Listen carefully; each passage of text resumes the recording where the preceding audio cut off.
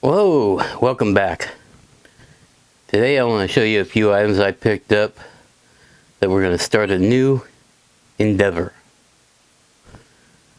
I've gone through several videos showing how to make different types of percussion caps, in which I still have another one coming up, but I'm waiting for a product to show up. So anyway, let's get into this.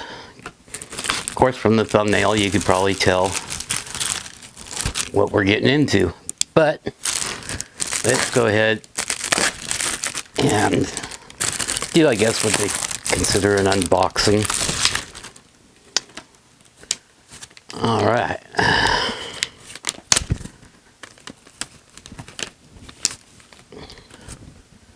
What do you think that is? Little tiny ladle.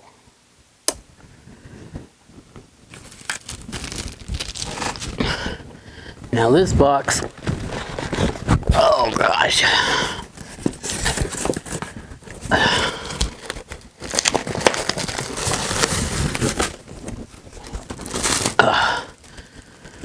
I hate these damn things.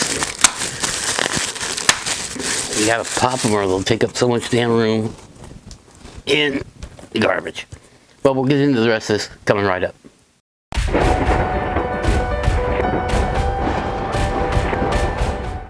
All right, what we got in here is we got 10 pounds of pure lead. That supposedly is only 4 pounds, but you know what? When you're holding it, that sure weighs, feels like a lot more than 4 pounds. But anyway, we got 10 pounds of this in here. And the reason I got pure lead instead of something with a little bit of tin or anything else is I'm hoping I can find a place, and if you hear anything funny, we got a thunderstorm going on right now, but I'm hoping I can find a tire shop where I might be able to pick up some wheel weights. That'll help us save. Anyway, I'll put pictures of everything. The lead, the little ladle, and here we got our mold for our round balls. Now this is going to be for the 1851. This is a 451 mold. You can see that there. But we're going to take you along with us. We're not going to cut any of it out the first time we go ahead to do some casting. Boy, it's coming down pretty good right now. I got the radar going over here just to see what's going on. But anyway, this is our melting pot. This is a Lee. The mold is Lee. And yes, the little ladle is Lee also. Now, you're saying, wow, that doesn't look like it would take much. Well, I didn't want to start all out and buy anything majorly expensive. In fact, this is the smallest melting pot. I don't plan on making hundreds of rounds at a time, 25 or whatever. Anyway, this is a Lee melting pot, excuse me. And I figure the way things are going, it's coming hard to find percussion caps. Lead balls, I think, are pretty relative. Yeah, I think you can find them pretty much right at the moment. There might be some balls or bullets that you can't get. You might think about casting your own. Like I said, I'll put pictures and the prices of what I paid for everything right down here. Everything I got off of Amazon. The lead, the mold, and the ladle. But the melting pot, I was able to pick up cheaper at Midway. In fact, you might be able to find your molds and stuff there cheaper. It just depends on the time of day and when you're looking them up. But when I was looking up this one, it was actually $20 more expensive on Amazon.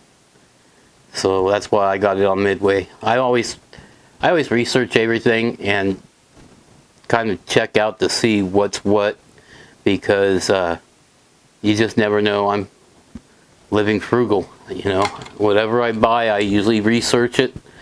It doesn't cost a whole lot to sit on the computer and do research, so that's what I did. Now later I might get some different types of lead with some tin and antimony in it. I believe that's how you say the word. If I start casting regular bullets. But for round ball, I pretty much want a pretty heavy amount of lead and not too much of anything else in it. So anyway, I will be taking you with me. My first casting, we're going to do it together. I'll record it so you can see how I go about doing it. Now, when I make videos like this, don't think I just head into it and just try it.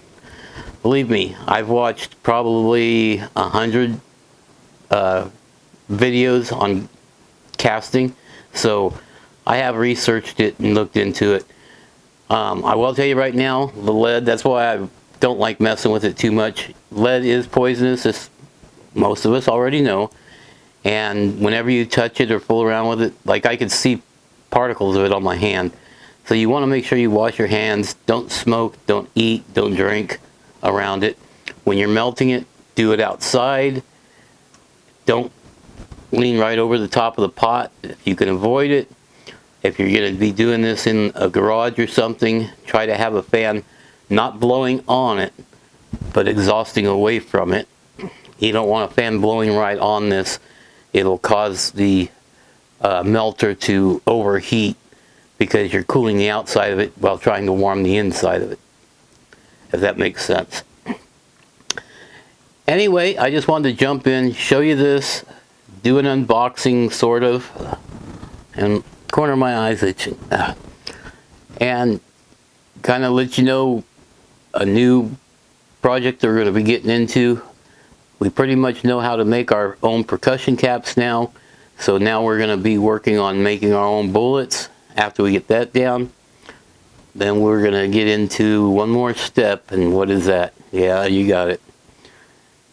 Learning how to make our own black powder. I mean, we already kind of know. We know the recipe, you know, saltpeter, charcoal, and yeah, sulfur. Thank you. But anyway, I just wanted to jump on, do this quick unboxing, showing you something that we're going to be getting into in the near future, and checking it out. Now, from what I can figure out, by casting your own, you can make 4 times the amount of round balls by casting your own for the same amount that you pay for a box of round balls. At least that's kind of how I figured it out. Anyway, of course it also depends on where you get them from. Anyway, if you haven't subscribed yet, please click that subscribe button. While you're at it, click that little bell icon so you'll be notified next time we upload a video. Let's see, bell icon? I can't ever remember if it's over here or over here. Anyway, have a good day. Thank you for stopping by. Stay prepared.